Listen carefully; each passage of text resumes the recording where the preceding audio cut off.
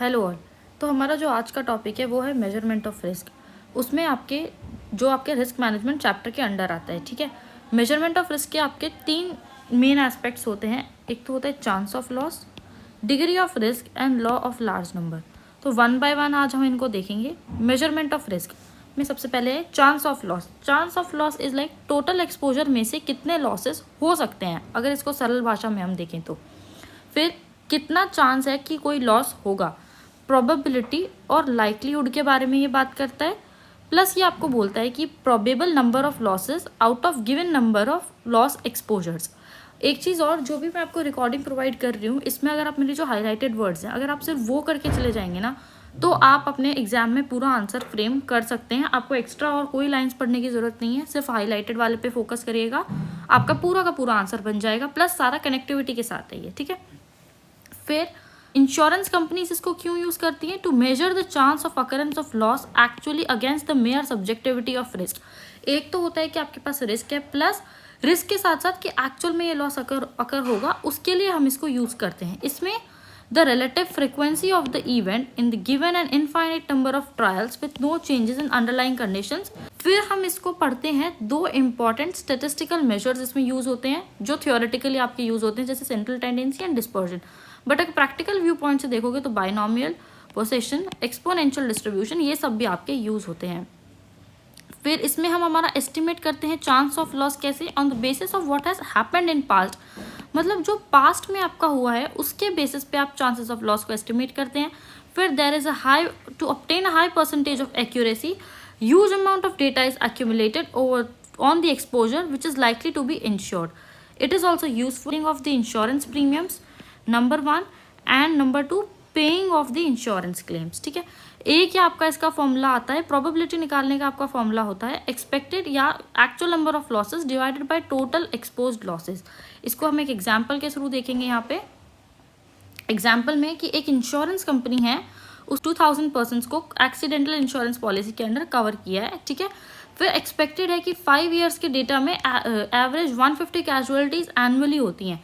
तो probability of occurrence of an accidental risk is 150 divided by 2000, that is 0.075। ठीक है, फिर अगर कोई पॉसिबिलिटी ही नहीं है कि कोई चांस ऑफ लॉस है, तो कोई इंश्योरेंस की जरूरत नहीं है। बेसिकली अगर आप देखोगे तो इट इज लाइक अगर लॉस है तो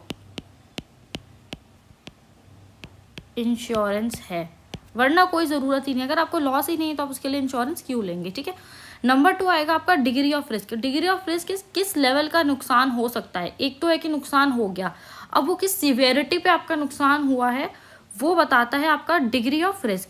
degree of risk is extent of uncertainty about the future losses. फिर it should not be mixed with the chance of loss with degree of risk. It is like the extent of uncertainty of which the losses are unpredictable. Losses are predictable quite accurately. फिर अगर आप इसमें देखिए small degree of risk regardless of what is the chance of loss में भी। ठीक है, for instance other losses are certain not to happen, that is the chance of loss is 0। The degree of risk is 0 because there is no uncertainty, कोई uncertainty नहीं है। But अगर देखोगे if it is certain that a particular number of loss will happen, the degree of risk again is 0 because there is no uncertainty in this situation either। एक तरह से देखा जाए, अगर जहाँ आपकी अनसर्टेनिटी आता है ना, वहाँ आपका डिग्री ऑफ रिस्क है, उसमें कुछ न्यूमेरिक वैल्यू जैसे 1 2 3 4 आ जाएगी, बट आपको पता है कि अनसर्टेनिटी ही नहीं है, तो डिग्री ऑफ रिस्क आपका 0 रहेगा। फिर the chance of loss differ in this 2 cases but the degree of risk is same. It is like कि नुकसान हो सकता है, कितना होगा ये नहीं पता, बट उसमें डिग्री ऑफ रिस्क है वो आपकी सेम रहेगी because outcome is known in advance, but the chance of loss remains within the range, there would be no uncertainty. अगर आप इसको देखोगे नेक्स्ट पेज पे,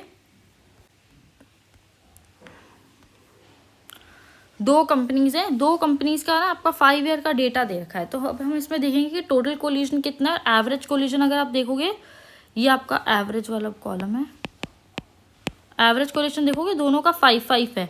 लेकिन अगर आप देखो कि जो रेंज है कंपनी ए और कंपनी बी का, तो range of accident is 4 to 6 और यहाँ पे 0 to 10। तो जो मोर वरीड कंपनीज है वो कंपनी बी है। The chance of loss is same for both the companies, that is 5%, but Company B is much worried about collision to occur in the next year as the range of collision varies from 0 to 10, whereas in company A it is from 4 to 6, जो मैंने आपको इधर table में side में बना के दिया ये चीज़। और आपका जो एक्सपेक्टेड लॉस है, अगर वो उसके एक्सपेक्टेशन में, अगर कंपनी ए है इसमें नो डिग्री ऑफ रिस्क है, चांस ऑफ लॉस प्रोबेबल है, आपको पता है कि हाँ आपका नुकसान होगा ही होगा क्योंकि आपका हमेशा मोस्टली कोलिजन इसी रेंज में फॉल कर रहा है। बट कंपनी बी है उसके लिए डिग्री ऑफ रिस्क है क्योंकि उसकी रेंज है वो बहुत स्कैटर्ड है, 0 to 10 है, ठीक है।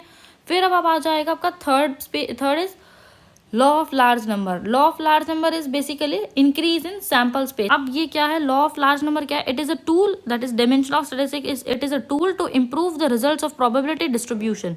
फिर the concept uses the large number of actual data और past experiences to obtain more accurate results on the risk. Increase करना, there is increase in the sample space. Sample space क्या होता है, mathematical result of total number of possible outcomes in a given circumstances. It is like कि जैसे मैं probability निकाल रही हूँ एक डाइस के साथ, तो मेरी प्रोबेबिलिटी इज 1/6, बट यही अगर मैं 2 डाइस ले लूँ तो जो मेरा प्रोबेबिलिटी डिस्ट्रीब्यूशन है वो 1/36 आ जाएगा, 36 आउटकम में से एक आउटकम।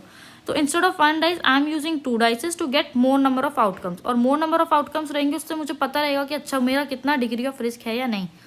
फिर इसमें 2 मोस्ट इंपॉर्टेंट एप्लीकेशंस हैं जो लॉ ऑफ लार्ज नंबर में अपने को ध्यान में रखने होते हैं। वो एक होता है number of exposure units increases, the degree of risk decreases. Exposure increase, risk decrease, degree of risk decrease, ठीक है। फिर आपका constant number of exposure units है तो चांस ऑफ लॉस भी आपका इंक्रीज हो जाता है और डिग्री ऑफ रिस्क है वो भी आपका डिक्रीज हो जाता है। तो ये आपका एक छोटा सा टॉपिक था मेजरमेंट ऑफ रिस्क जो हमने सबमिट अप कर दिया। Okay, thank you guys.